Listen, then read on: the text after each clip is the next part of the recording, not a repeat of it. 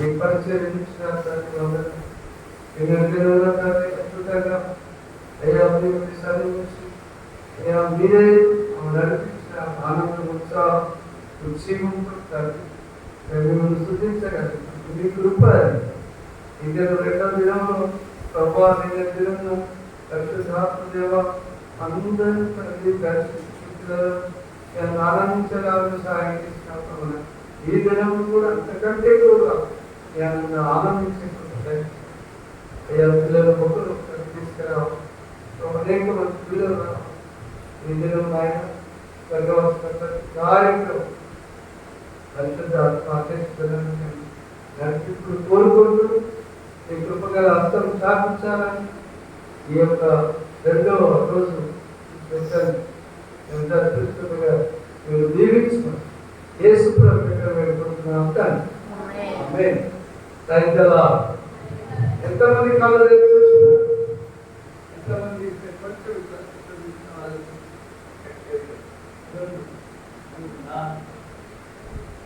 నలుగురు కదా 5 ఇంకా ఏం కనబడలేదు మీకు? ఏం కనబడలేదు? డైరెక్టర్ గారికి కనిపించారు. అప్పుడేగా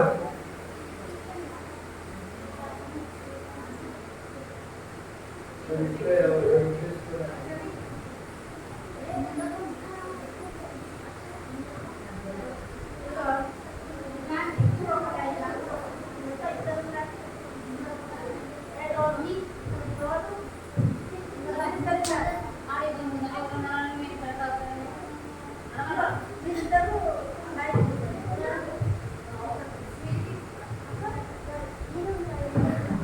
హల్లెలూయా హల్లెలూయా.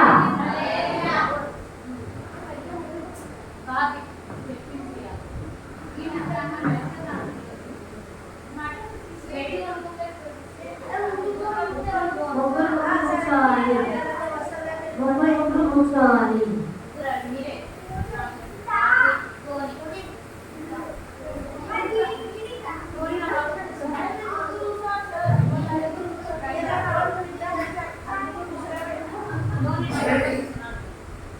ఓకే,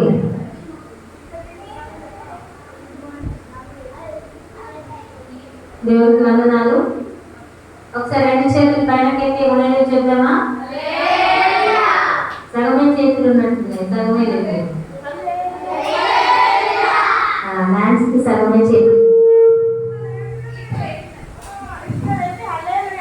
మళ్ళీ ఒకసారి చూద్దాం. ఓకే, దేవునికి వందనాలు. మరి నిన్న చాలా ఎంతమంది నిన్న ఎంజాయ్ చేశారు? ఎంజాయ్ అంటే ఏంటిది? ఎంజాయ్ అంటే ఏంటిది? లేట్ కమర్స్ ముందుకు రావాలి. లేట్ కమర్స్ ముందుకు రావాలి. చెప్పండి చూడడం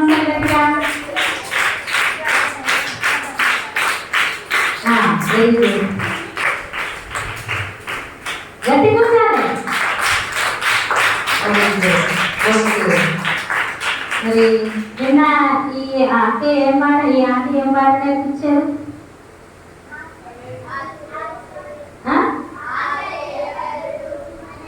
మరి గుర్తుకుందా మీకు? ఒకసారి పాడుకుందామా? ఓకే. మరి ఈరోజు ఎంతమంది పొద్దుట లేచి ప్రే చేశారు? అంటే ఏంటిదా? ఎంతమంది ప్రేయర్ చేశారు? నేను ఈరోజు సీరియస్కి వెళ్ళాలి, మంచిగా నేను సంతోషంగా ఉండాలని ఎంతమంది అనుకున్నారా? అయ్యో, ఈ ఫస్ట్ లైన్ ఎవరు అనుకోలేదట.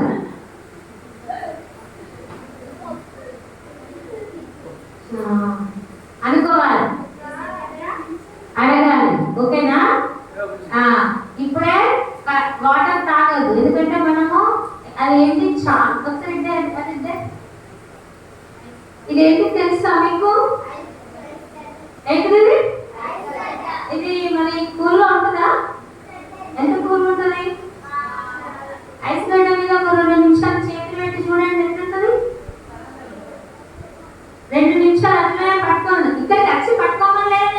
పక్కకి వెళ్ళండి.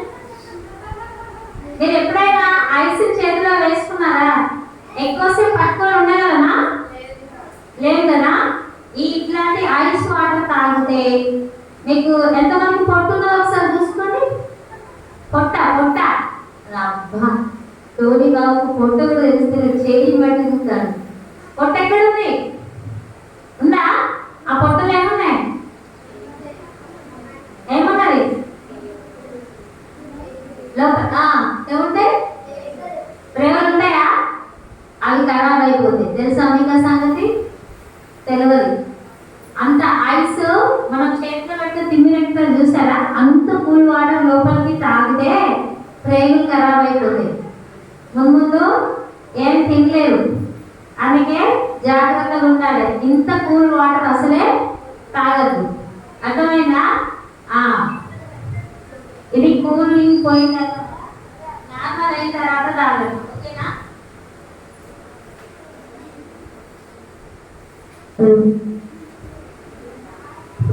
హల్లెలూయా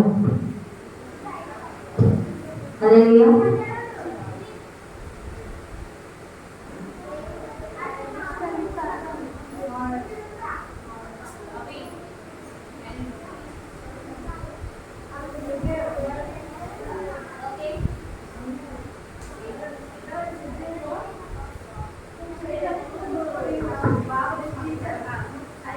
ప్రైజ్ ది లార్డ్. పిల్లలు పిల్లలు పిల్లలు పిల్లలు ఆడినాడి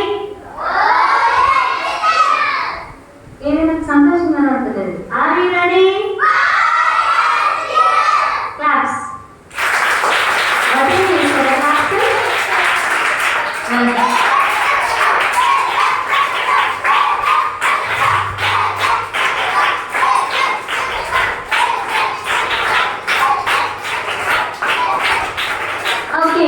ఓకే.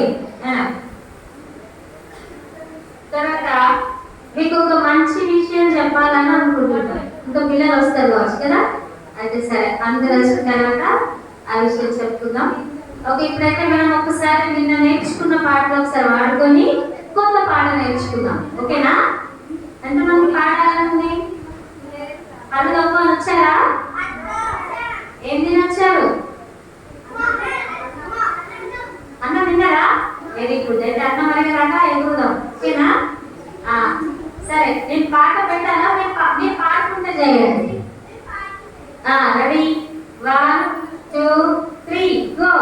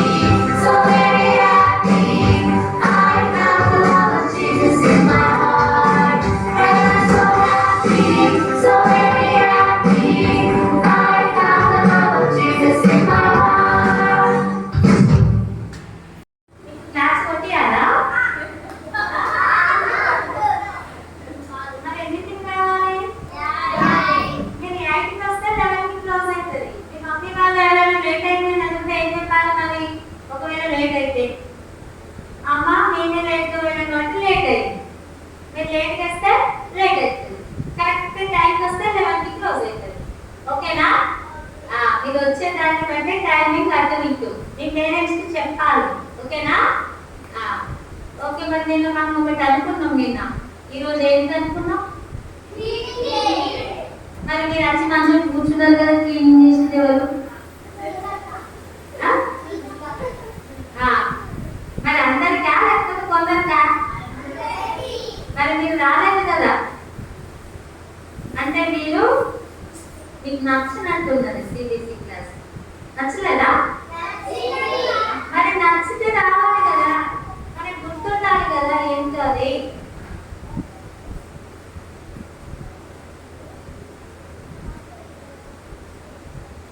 నచ్చితే గుర్తుండాలి కదా ఏంటి అనేది. మనం నేను ఒకటి ఉండే, నేను ఒక వర్క్ ఇచ్చారు. ఏంటది?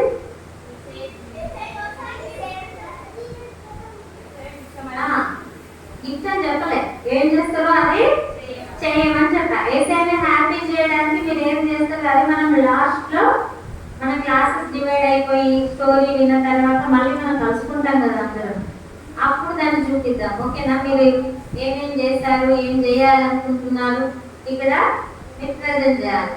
ఓకేనా? అయితే మీ అందరికి ఒక విషయం చెప్పాలి. వినడానికి రెడీగా ఉన్నారా? ఉన్నారా? అందరూ ఉన్నారా? సరే. మీరు క్లాస్కి స్కూల్కి వెళ్ళేటప్పుడు నీట్గా రెడీ అయ్యి వెళ్తారా లేకపోతే పిచ్చి వెళ్తారా కదా? మరి దేవుడి సన్నిధికి వచ్చినప్పుడు ఎట్లా వస్తున్నారా? అందరూ స్నానం చేశారా? మంచి డ్రెస్ వేసుకుంటారు కదా దేవుడి సన్నిధికి వచ్చినప్పుడు. అయితే బ్లాక్ డ్రెస్ వేసుకొని రావాలి. ఎందుకు చెప్పండి? చూడదు. ఎందుకు వేసుకొని రావద్దు బ్లాక్ డ్రెస్ చెప్పండి? కాదు, బ్లాక్ డ్రెస్ అంటే సాతాను. ఎవరు చెప్పారు మీకు? బ్లాక్ అంటే నలుపు కలర్ కదా, నలుపు రంగు కదా. ఎండకి నలుపు రంగు వేసుకుంటే ఏమవుతుందంటే అది ఎండని బాగా అబ్జర్వ్ చేసుకుంటుంది. దానివల్ల మీ స్కిన్ మీద ర్యాషెస్ వస్తాయి అన్నమాట. సమ్మర్ అంతట్లో కూడా బ్లాక్ డ్రెస్ వేసుకోకండి. ఓకేనా? సమ్మర్ లో ఈ ఎండకి నలుపు రంగు వేసుకోవద్దు. మీరు ఎక్కువ సమయము ఉంటారు కనుక ఏంటిది ఆ ఎండంతా అబ్జర్వ్ చేసుకుని బాడీ పట్టేస్తుంది. దానివల్ల మీరు సిక్ అయిపోయే పరిస్థితి ఎదురవుతుంది, అనారోగ్య పరిస్థితులు ఎదురవుతాయి. కాబట్టి ఈ సమ్మర్ లో బ్లాక్ డ్రెస్ వేసుకోకండి. మిగతా కాలాలలో ఓకే, వింటర్ కానీ లేదంటే రైనీ సీజన్ లో కూడా వేసుకోవచ్చు, ఏం కాదు. కానీ సమ్మర్ లో వేసుకోవద్దు. ఓకేనా? బ్లాక్ డ్రెస్ సమ్మర్ 2 నెలలు ఏం చేయాలి? 2-3 నెలలు ఏం చేయాలి? బీరులో లోపల పెట్టేసి. ఓకేనా? తర్వాత సమ్మర్ లో ఎలాంటి డ్రెస్సెస్ వేసుకోవాలి? టైట్ గా ఉండే డ్రెస్ వేసుకోవద్దు. ఓకేనా? ఎందుకంటే సమ్మర్ లో ఏమైతుంది మీకు? బాగా చలి అవుతుంది కదా, ఉబ్బరంగా ఉంటుంది కదా. అంటే ఎండకి గాలి మన బాడీకి తగలకపోతే మీకు ఎంతమందికి చెమటకాయలు ఉన్నాయి చెప్పు? ఉన్నాయా? అవి ఎక్కువైపోతాయి, మండిపోతుంది.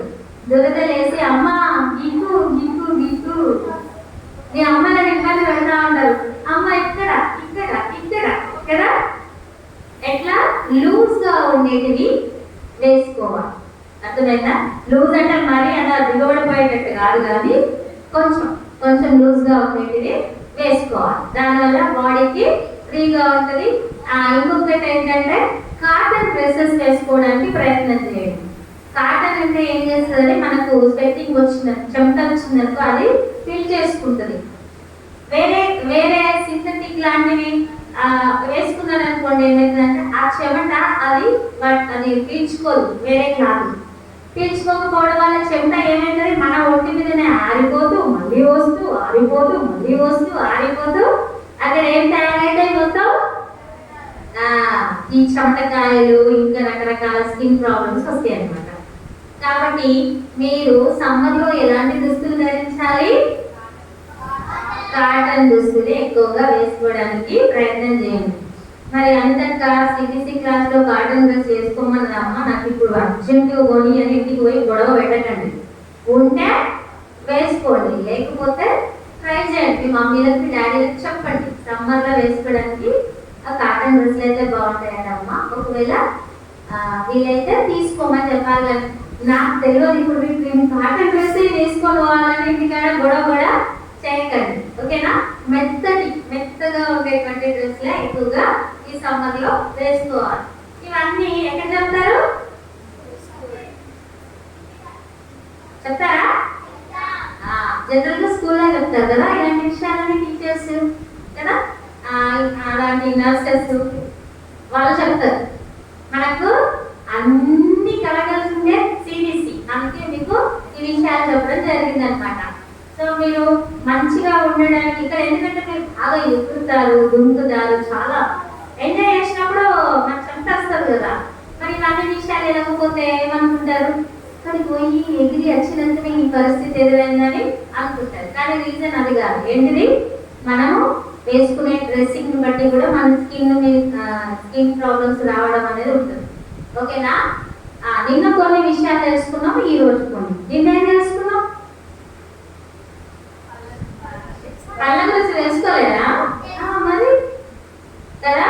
కళ్ళు మంచిగా తోముకోవాలి, గట్టిగా వేసి బట్టల బ్రష్ ఎంత రాకూడదు అనేది తెలుసుకున్నాం కదా. ఈ రోజు ఏంటిది? ఎలా ఉండాలి సమ్మర్లో?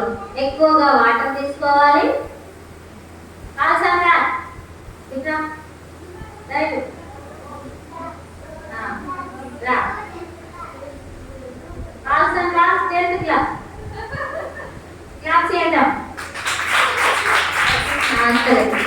ఓకే, ఏంటిది? వాటర్ ఎక్కువగా తీసుకోవాలి. మీరు ఏం చేస్తున్నారంటే పాట పాడినప్పుడు మీరు ఎగురుతారు, దుంకుతా ఉంటారు కదా, అప్పుడు తాగద్దు. తాగితే ఏమంటే లోపల డబ్బా డబ్బా డబ్బా తాగి ఎక్కదు. అంతా అయిపోయాక కూర్చున్నాక ఒక 2-3 మినిట్స్ ఆగి తాగాలి వాటర్. పరిగెత్తేటప్పుడు ఎప్పుడు కూడా వాటర్ తాగి పరిగెత్తదు, అర్థమైందా? ఇవన్నీ కూడా మీరు తీసుకోవాల్సిన జాగ్రత్తలు, అర్థమైందా? ఓకే, ఇప్పుడు ఒకసారి పాల్సా ముందుకొచ్చి వస్తారా? ముందుకి వస్తారా?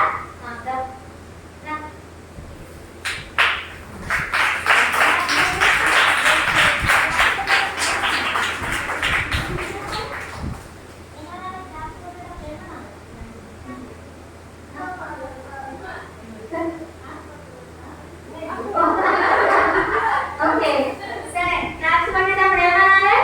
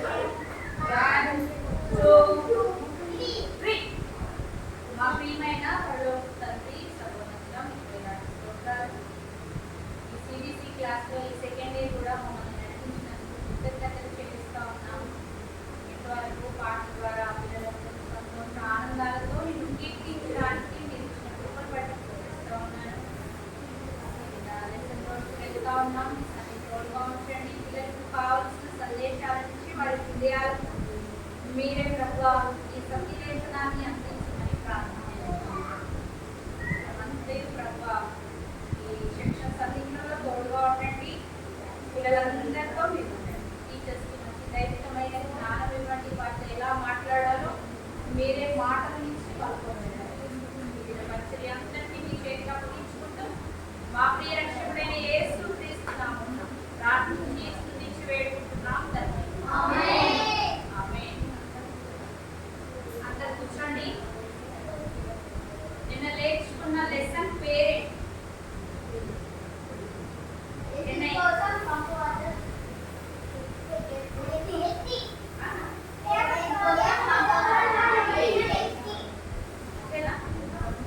దేవుని పని కొరకు పంపబడిన వ్యక్తులు కదా.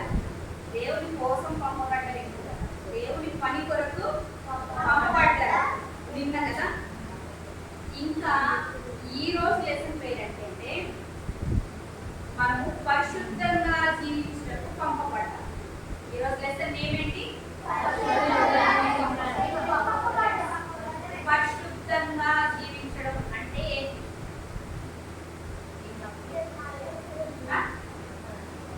మీకు ఎవరికైనా తెలుసా? పరిశుద్ధంగా జీవించడం అంటే ఏంటి? పరిశుద్ధత అంటే పరిశుభ్రత అంటే స్కూల్లోనే మంచిగానే పరిశుభ్రత అంటే స్కూల్లో లెసన్స్లలో ఉంటాయి కదా. పరిశుభ్రత పరిశుభ్రత అంటే ఏంటి?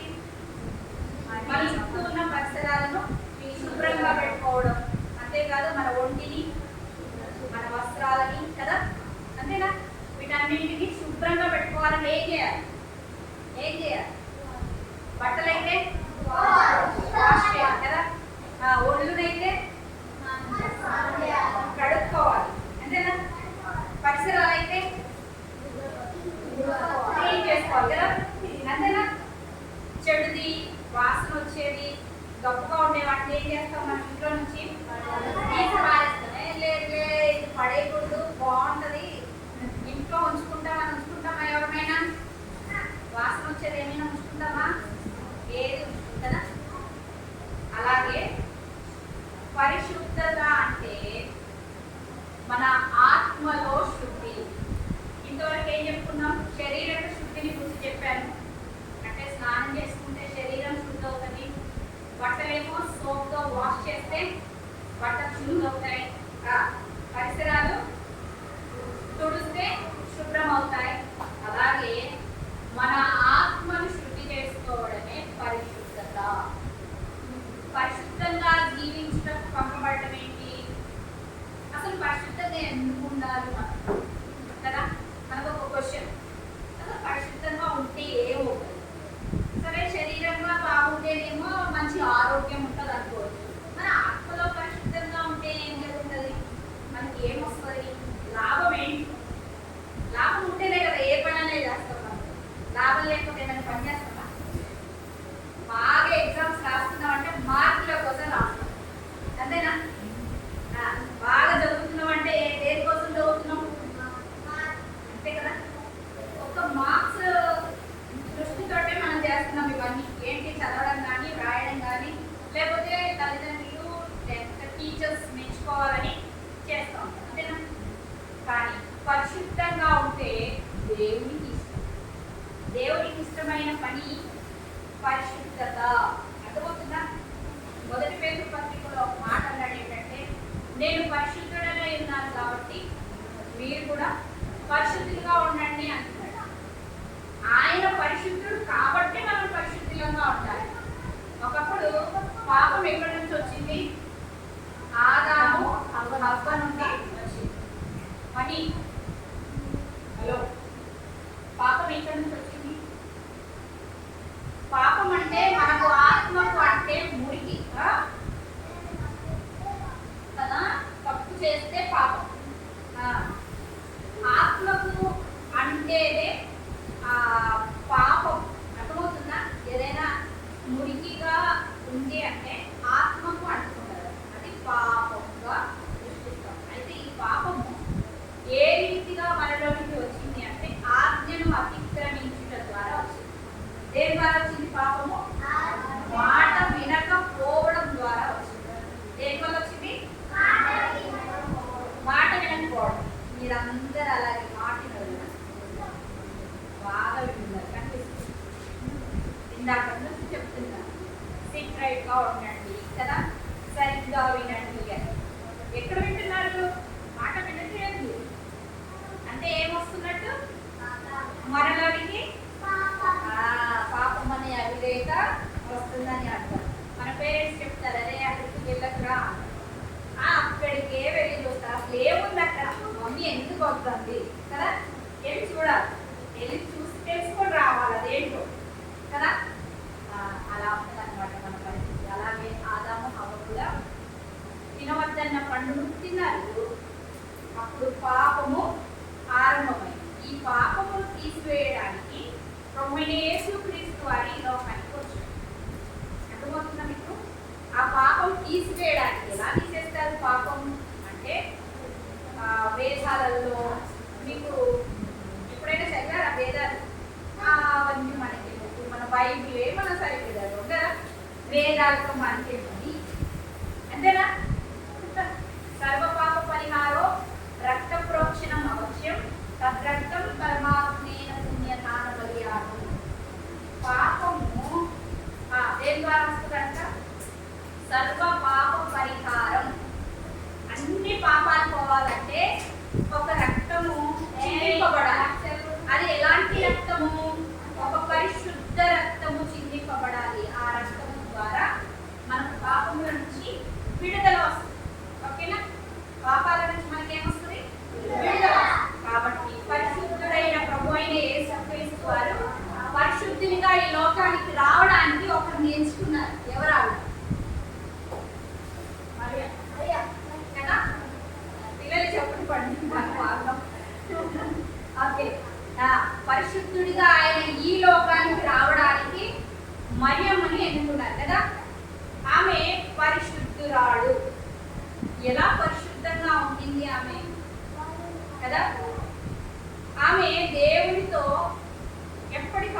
మాట్లాడేది ఎలాగా ప్రార్థన చేస్తూ మెస్సియా వస్తానన్నారు కదా, దయచేసి మెస్సియా నా గర్భంలో రావడానికి సహాయం చేయమని ప్రార్థన చేసింది.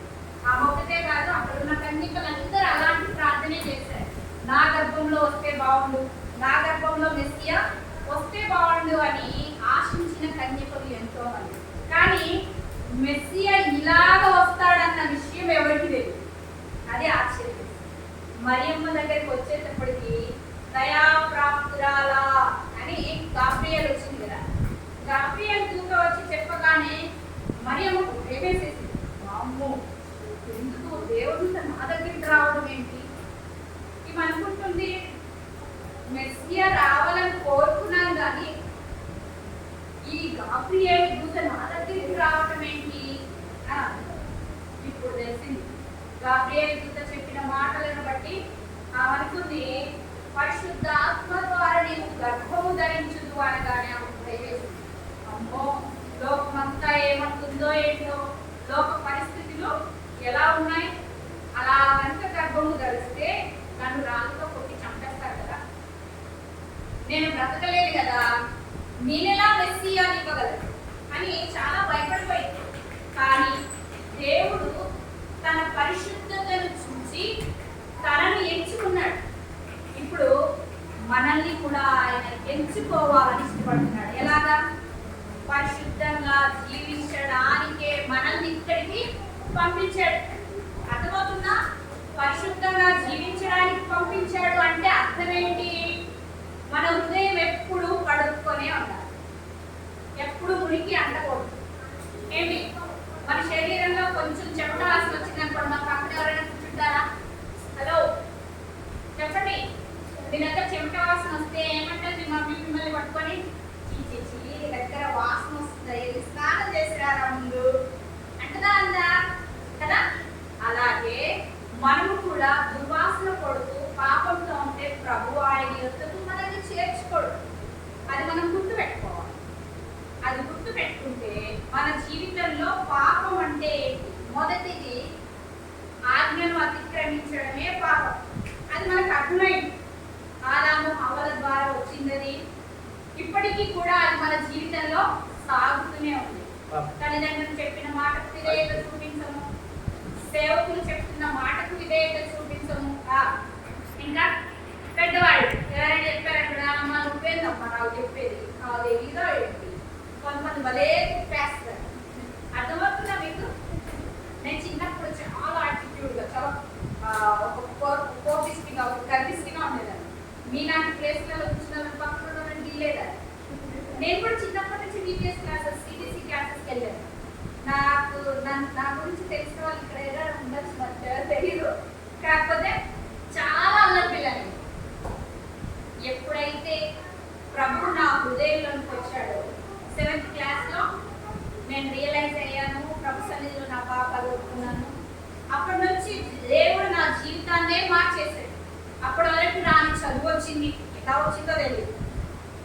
అప్పటి వరకు నాకు అసలు మ్యాథ్స్ తెలియదు, ఇంగ్లీష్ తెలియదు, అక్షర జ్ఞానం లేదు. కానీ 7th నుంచి దేవుడు ఏం చేశాడు? నాకు జ్ఞానాన్ని ఇచ్చాడు. ఎప్పుడు? నా హృదయాన్ని ఆయనకి ఇచ్చినప్పుడు. మీ హృదయాన్ని ఏసైకి ఇచ్చారా? అందరూ ఇచ్చామని పేరుతో నోటితో చెప్తున్నారు.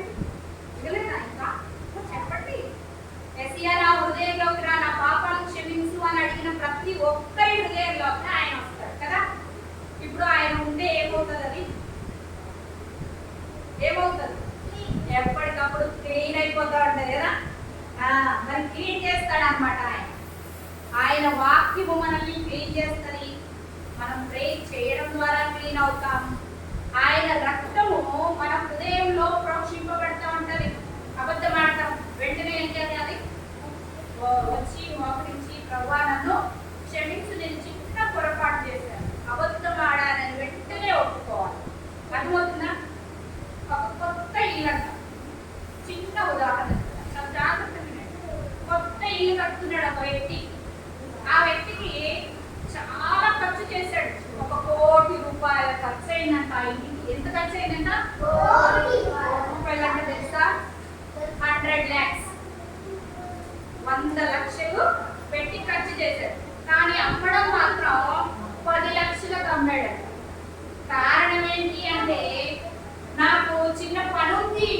ఇంటి గురించి అంటుంది. అదేంటి ఇల్లు అమ్మాలనుకున్నోడివి కోటి రూపాయలకి అమ్మే, కోటి రూపాయలు ఖర్చు చేసి 10 లక్షలకు అమ్మడం ఏంటి? వామ్మో ఈ ఇంటి మీద ఏదో లేకపోతున్నాడని ఆ యజమాని ఏమి అనుకోకుండా 10 లక్షలకే కొనుక్కున్నాడు. చాలా చీప్ వచ్చింది, హ్యాపీగా కొనుక్కున్నాడు. పాపం కొనుక్కున్న తర్వాత సాయంకాలం నుంచి మొదలైంది టార్చర్. ఏంట్రో బాబు అనుకుంటే వచ్చి అతను డోర్ కొడుతున్నాడంట. ఎవరు? అమ్మిన వ్యక్తి. ఏంటయ్యా అమ్మేశావు, ఇంకేది నా ఇల్లు కదా, నువ్వేంటి ఇక్కడ అని అడిగితే, నాకు చిన్న పని ఉందండి, ఈ గోడకి ఒక మేకు ఉంది, ఆ మేకు కోసం వచ్చా. నేను నీ కోసం రాలేదు. దేనికోసం రాలేదట? నీ కోసమో ఇంటి కోసమో రాలేదు, నేను మేకు కోసం వచ్చా. ఈ మేకు నాది. ఎప్పుడు వచ్చినా నువ్వు తలుపు తీయాలి, ఆ మేకు కోసం నేను లోపలికి రావాలి. ఆ మేకుకు నేను ఏదైనా తగిలించుకుంటాను, ఏదైనా పెట్టుకుంటాను.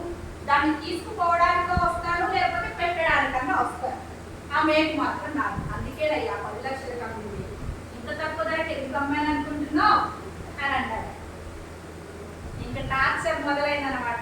పొద్దున ఒకసారి వస్తాడు, డోర్ కొడతాడు, సాయంకాలం ఒకసారి వస్తాడు, డోర్ కొడతాడు. ఏంటయ్యా నీ బాధ, ఏంటయ్యా అంటే, అరే నీకోసం రాలేదన్నాను కదా, మేకు కోసం కదా నేను వచ్చింది అని బెదిరిస్తాడు. ఇంకా ఇంటి వాళ్ళు ఏం చేయలేక బొమ్మనే ఉన్నాను. అయితే ఆ మేకుకు ఒక సంచిగా తీస్తాడు, వెళ్ళిపోతాడు. మళ్ళీ వచ్చి ఆ సంచిలో ఉన్నది ఏదో తీసుకుంటాడు, మళ్ళీ వెళ్ళిపోతాడు. అలా పద్దాక వస్తానే ఉన్నాడు, పోతానే ఉన్నాడు. ఒకరోజు ఆ ఇంటి యజమాని అంటే కొనుక్కున్న వ్యక్తి అన్నాడు, ఏమోనయ్యా నీ మేకేంటో నువ్వేంటో, ఈ ఇల్లు నువ్వే తీసుకో, నాకు అవసరం లేదు, నేను విసిగిపోతున్నా, ఈ ఇంట్లో ఉండలేను, నేను ఆ మేకైనా తిని లేకపోతే మేమైనా వెళ్ళిపోతామని అడిగాడు. లేదు లేదు, ఆ మేకు నేను పెట్టింది, అది నాదే, నాకు ఎప్పటికీ ఉంటుంది అన్నాడు. ఇక్కడ నేను చెప్పదలుచుకున్నది ఏంటంటే, మన ఇంట్లో అంటే మన హృదయంలో మేకు లాంటిది మనకి ఇష్టమైనది ఏదో ఒకటి ఉంటా ఉంటుంది. ఏముంటది? మనకు అబద్ధాలు అంటే ఇష్టం, పక్కలను కొట్టడం అంటే ఇష్టం, తల్లి మాట వినకపోవడం ఇష్టం, ఇంకా అంటే దేవునికి వ్యతిరేకమైనవి మనలో చాలా ఉంటాయి. ప్రార్థన చేయడం అంటే ఇష్టం ఉండదు, బైబిల్ చదవడం అంటే ఇష్టం ఉండదు, దేవుని ఆలయానికి వెళ్ళడం అంటే ఇష్టం ఉండదు కదా. అలా ఏదో ఒక దేవునికి నచ్చనిది మన హృదయంలో మేకులాగా దిగబడిపోయి ఉంటుంది లోపలికి. దాన్ని తీయడానికి ఏమో అవ్వదు, దాన్ని తీసుకువెళ్ళడానికి అవ్వదు. ఇప్పుడు సాధారణ పద్దాక వచ్చి దేవుడిని మన హృదయంలోని పద్దాక డోర్ కొడతా వస్తూ ఉంటాడు. నేను ఎందుకు వచ్చా? నీకోసం రాలేదు, ఆ మేకు కోసం వచ్చా, నీలో ఉన్న ఇష్టం కోసం వచ్చా. లోపల నువ్వు దేన్ని ఇష్టపడుతున్నావు? ఎక్కువ టీవీ చూడడం ఇష్టపడతావా, లేకపోతే ఎక్కువగా లోకంలో ఉన్న వాటి మీద ఫలానా వస్త్రాలు వాళ్ళు వేసుకున్నారు, నేను అలాంటి వస్త్రాలు వేసుకుంటే బాగుంటుంది అని వస్త్రాల మీద ఇష్టమా, లేకపోతే ఇంకా వేటి మీద మనం ఇష్టాలను కలిగి ఉంటున్నాం? దేవునికి ఇష్టం లేని దేనినైనా మన హృదయంలో ఉంచుకుంటే మనం అపవిత్రులం అయిపోతాం. అర్థమవుతుందా? ఇలా అపవిత్రులం అయిపోయినప్పుడు మనము పరిశుద్ధులంగా జీవించిన వారము కాదు. మనల్ని ఎందుకు పంపించాడు దేవుడు? పరిశుద్ధంగా జీవించడానికి పంపించాడు. మరి పరిశుద్ధంగా జీవించాలని ఇష్టపడదామా? ఇక్కడ నుంచైనా మనలో దిగబడిపోయినా అంటే దేవునికి ఇష్టం లేనిది ఏమి ఉంది అనేది చూసుకోవాలి. మనం ఇవన్నీ చెయ్యం, అబద్ధాలు ఆడం, దొంగతనం చెయ్యం. వింటున్నారా? ఎందుకు? దేవుని నమ్ముకున్నాం కదా, ఎప్పుడో ఒకప్పుడు దేవుడు మాట్లాడతాడు, మనలో చిన్న చిన్నవన్నింటినీ తొలగిస్తాడు. కానీ మరొక పాపం కూడా మన జీవితంలో ఉంటుంది. అది ఏంటి అంటే ప్రార్థన చేయకపోవడమే పాపం. ఏంటది? అన్నీ ఉన్నాయి, మంచి సద్గుణాలు ఉన్నాయి మనలో. తల్లిదండ్రుల మాట వింటాం, దొంగతనం చెయ్యం, అబద్ధం ఆడం, చాలా బాగా చదువుకుంటాం, అందరి మాట వింటాం, దేవాలయానికి వస్తాం, కానీ వాక్యంలో ప్రార్థన చేయం. అర్థమవుతుందా? అంత గొప్ప దైవజనుడైన ప్రవక్త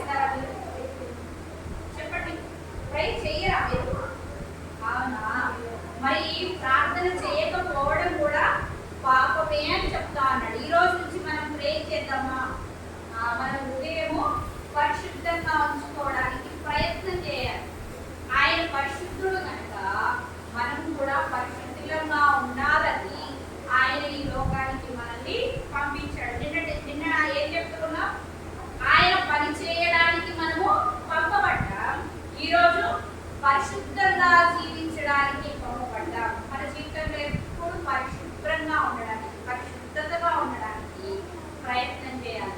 శారీరక శుద్ధి అవసరమే, ఆత్మశుద్ధి కూడా మనకు అవసరమై ఉంది. కాబట్టి ఆత్మలో ఎప్పటికప్పుడు శుద్ధి చేసుకునే వారంగా ఉండాలి. ఎప్పుడు ప్రార్థన చేస్తా ఉండాలా, ఎప్పుడు వాక్యం చదవాలా, ఎప్పుడు దేవుని సన్నిధికి వెళ్ళాలా అని కొంతమందికి విసుగు వస్తా ఉంటారు కదా.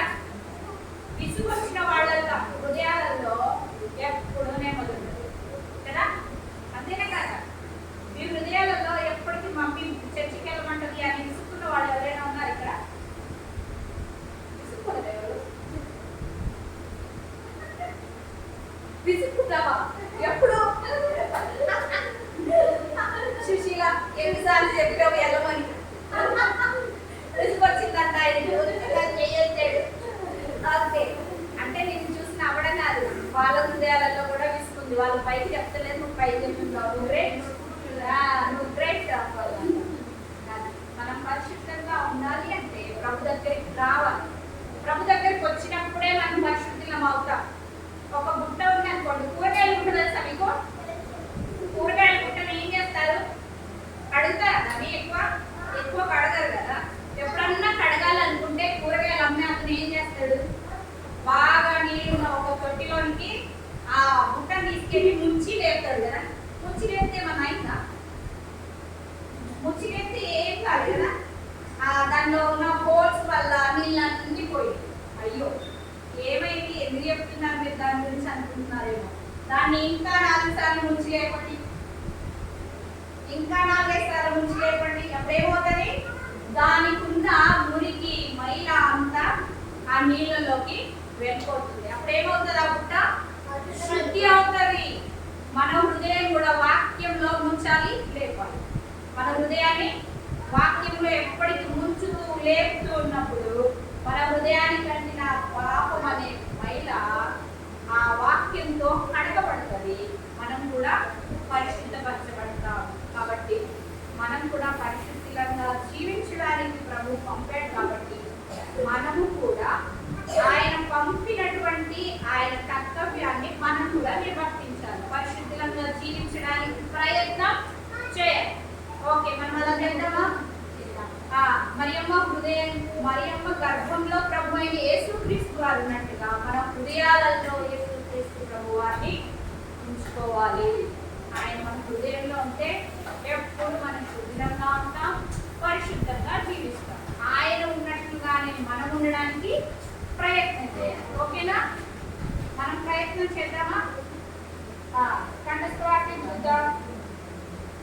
కంఠస్థవాక్యం మొదటి తెస్సలోనిక పత్రిక చూడండి,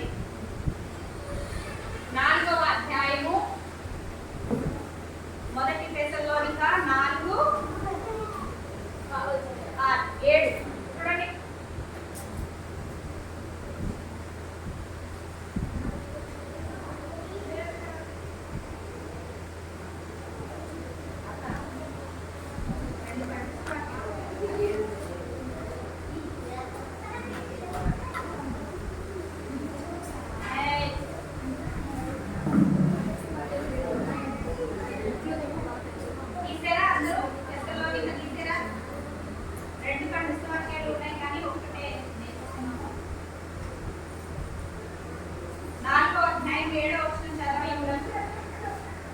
పరిశుద్ధులగుటకే దేవుడు మనలను పిలిచెను, కానీ అపవిత్రులుగా ఉంటూ పిలవలేదు కదా.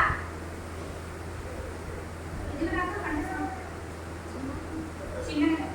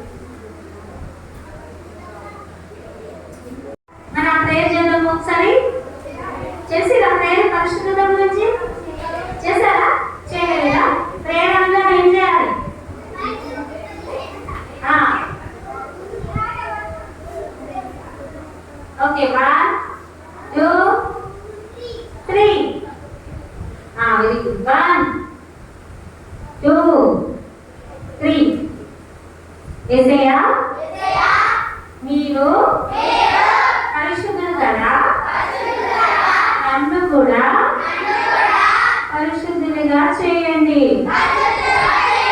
మమ్మల్ని పరిశుద్ధులుగా చేయండి, ఈ రక్తంతో కడగండి, పవిత్రంగా మార్చండి, మా దోషములన్నీ తీసివేయండి, మా పాపములన్నీ తీసివేయండి, పరిశుద్ధతను దయచేయసేయా. యేసు నామములో అడిగి వేడుకుంటున్నాము తండ్రి. ఆమేన్ ఆమేన్.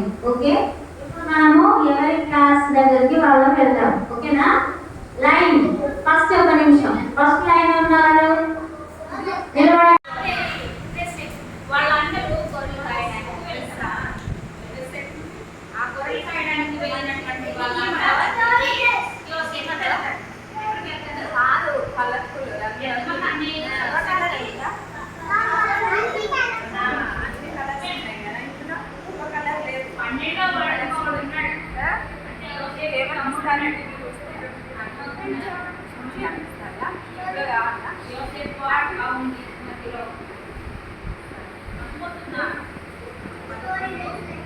పదకొండవ వాడితే 10 మంది అన్నయ్యలు ఉన్నారు.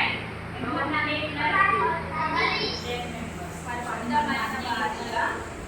మంది గొర్రెలు కష్టమైన వారిగా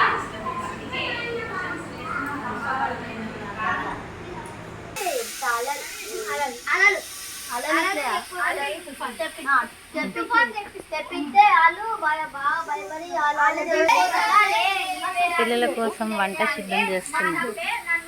మరి అంటే కష్టం.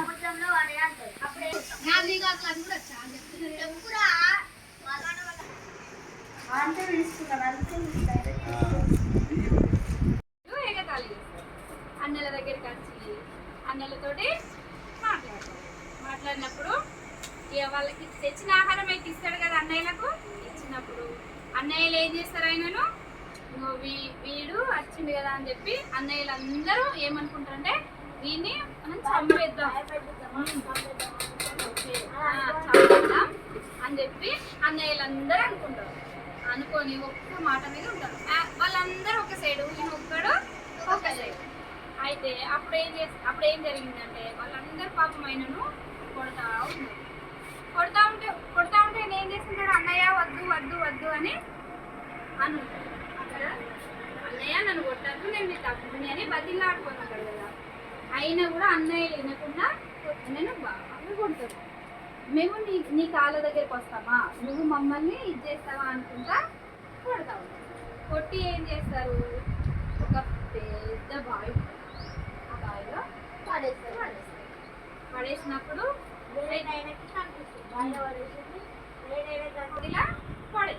పడేసిన తర్వాత ఏమవుతుందంటే వీడు అట్టిగా చనిపోతే మనకి ఏమొస్తుంది, అదే ఇది డబ్బులు అమ్మేసుకున్నాం అంటే డబ్బులు వస్తాయి కదా అని చెప్పి అందులో ఉన్న ఒక అన్నయ్యకు ఆలోచన.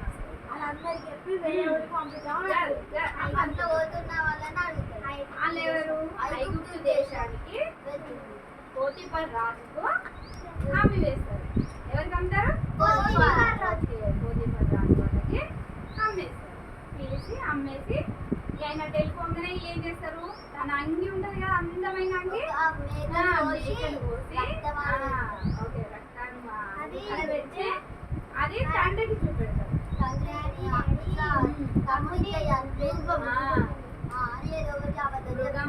వచ్చి తిన్నది, చనిపోయిండు తమ్ముడు అని చెప్పి ఆ చెట్టు చూపెడతారు. ఇష్టమైన కుమారుడు కాబట్టి బాధపడతాడు. అయితే అప్పుడు తర్వాత ఏమైంది అంటే పోతీఫర్ రాజుకి ఇప్పుడు అమ్మేసింది కదా, అమ్మేసినాక అక్కడ కూడా తనకి ఏమైంది ఎదురైనాయి. అక్కడ కూడా కొన్ని ఇట్లా ఏమంటారు దాన్ని, కళలు వచ్చేది. కళలు అంటే అయినా అక్కడ పోతీఫర్ రాజు దగ్గర పని చేసుకుంటా అంటే రోజు కొంచెం అంటే ఆయన మంచి ప్రవర్తన బట్టి, మాట తీరుని బట్టి, మంచితనాన్ని బట్టి ఆయనకు ప్రమోషన్స్ ఇచ్చుకుంటా అంటే ఫస్ట్ చిన్న పని చెప్పిపోవచ్చు. మనం చిన్న పని చెప్పిపోవచ్చు, ఏదో ఒక చిన్న పని. తర్వాత తన మంచితనాన్ని చూసి తను అరే బాగా చేస్తాడు కదా అని చెప్పి ఇంకొంచెం పెద్ద పని, అంటే ప్రమోషన్ వస్తూ ఉంటాయి కదా. ఒకరోజు ఆయన పిలిచి నా తర్వాత నాయకుడు పెడతా అని చెప్పాడు. అసలు ఏమంటాడంటే తన మంచితనాన్ని చూసి నువ్వు నా దగ్గరనే పని చేయి, నమ్మకస్తుగా ఉన్నావు కదా అని తను తన దగ్గర పెట్టుకుంటాడు, పనివాడిగా పెట్టుకుంటాడు. తర్వాత చెప్పండి 10 మంది స్టోరీ పేరు ఇంటికి వెళ్ళిపోయి ఏడుస్తున్నారు.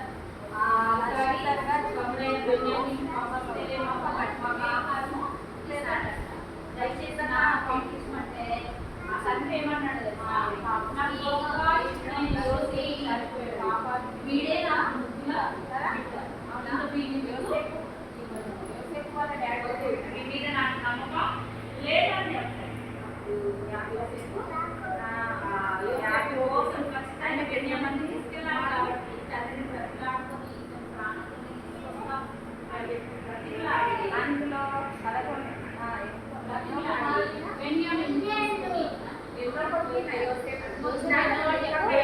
మళ్ళీ పోయినసారి లాగానే ఆ సంచులు అయితే ఏ పెట్టారు 11 మళ్ళీ పెట్టి పని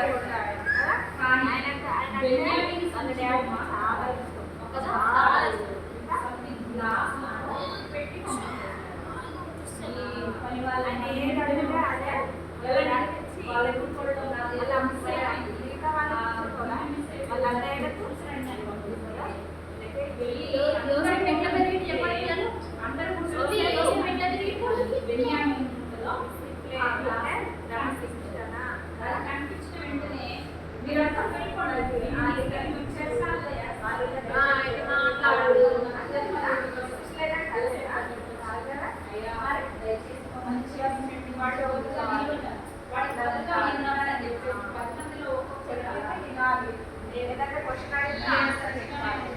వెంటనే మీరు అంటే యోసేపు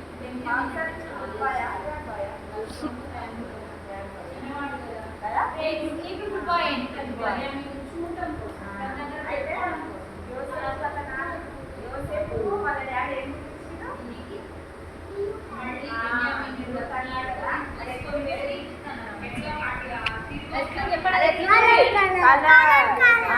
ఎన్ని కలర్స్? మస్తు కలర్స్, ఒకటి ఎల్లో, గ్రీన్, రెడ్,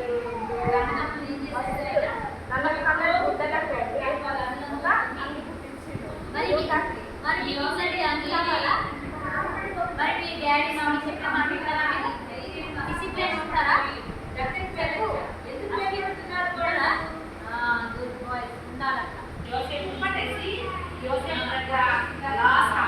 పడిపోయేవాళ్ళు వాళ్ళు వందనాలు చెప్పడం అంటే అదే, ఎందుకంటే ఐగుప్తు దేశస్తులు వీళ్ళేమో వేరొక ప్రాంతం వాళ్ళు. ఆ ప్రాంతం నుంచి వచ్చినప్పుడు వాళ్ళు నమస్కారం చేయాలి,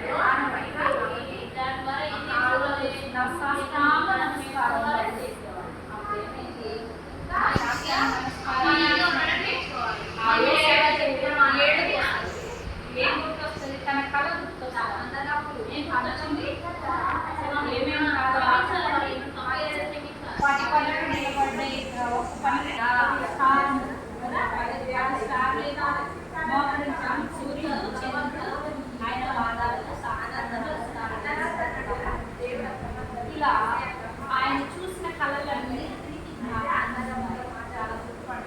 వాళ్ళని చూసి గదిలోకి వెళ్ళి ఏడ్చి మళ్ళీ బయటకు వచ్చినప్పుడు చెప్తున్నాడు కదా, నేనే యోసేపు అన్నయ్య అని చెప్పేసి అర్థమైందా? ఇప్పుడు మీరు నన్ను ఇక్కడికి పంపించడం మంచిదే అయింది, నన్ను అమ్మివేయడం మీ అందరికీ ఆహారం దేవుడు నన్ను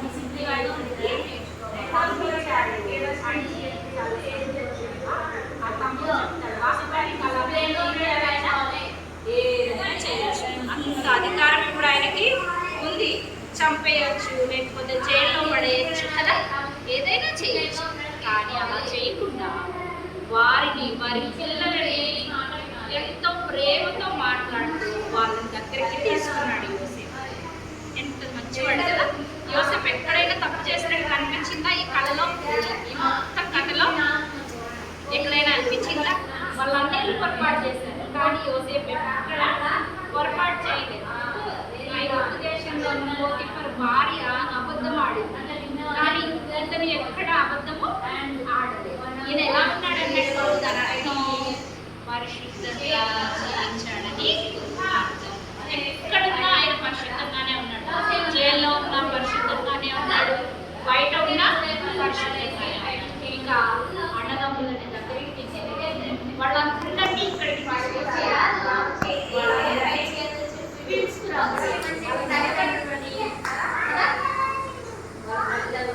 అందరూ ఆయన దగ్గరకు వచ్చారు. అదొక పెద్ద జనాంగం. ఇశ్రాయేలీయులు ఎన్ని సంవత్సరాలు ఉన్నారు?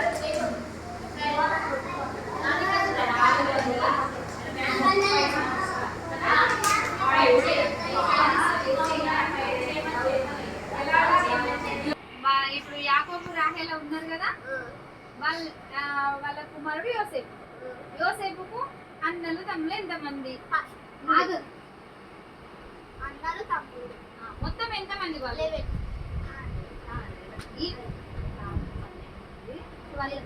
యోసేపు 11వ వాడు. ఇది గుర్తు. యోసేపు ఎన్నోవాడు? 11వ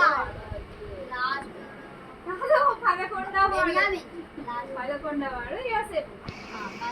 తర్వాత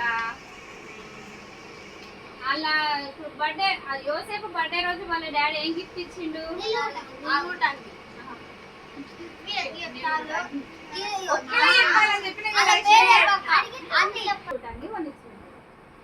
అప్పుడు అన్నలందరూ ఏమనుకున్నారు? నువ్వు చెప్పు.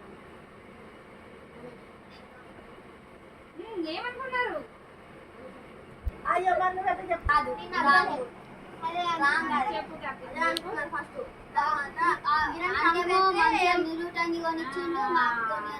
గుడ్, అట్లా అనుకుంటారు. చెప్పాలని చెప్పుడు కాదు, మంచిగానే చెప్పాలి. చెప్పాలి. బాబు ఎట్లా చెప్పిండు? తర్వాత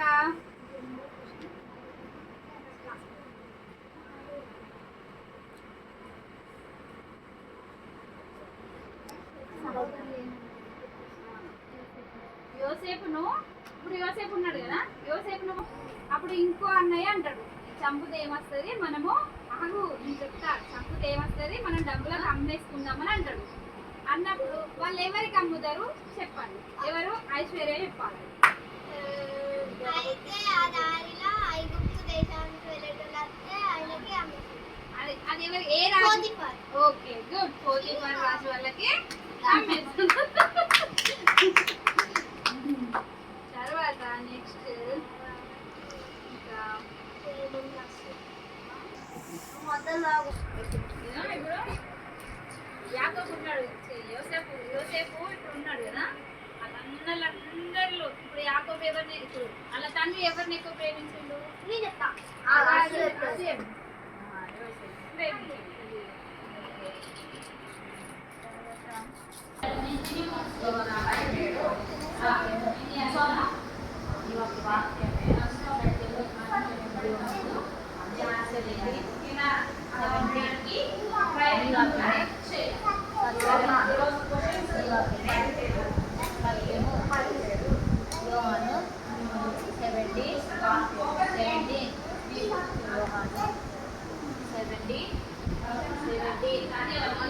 వాక్యమే సత్యం, ఈ వాక్యమే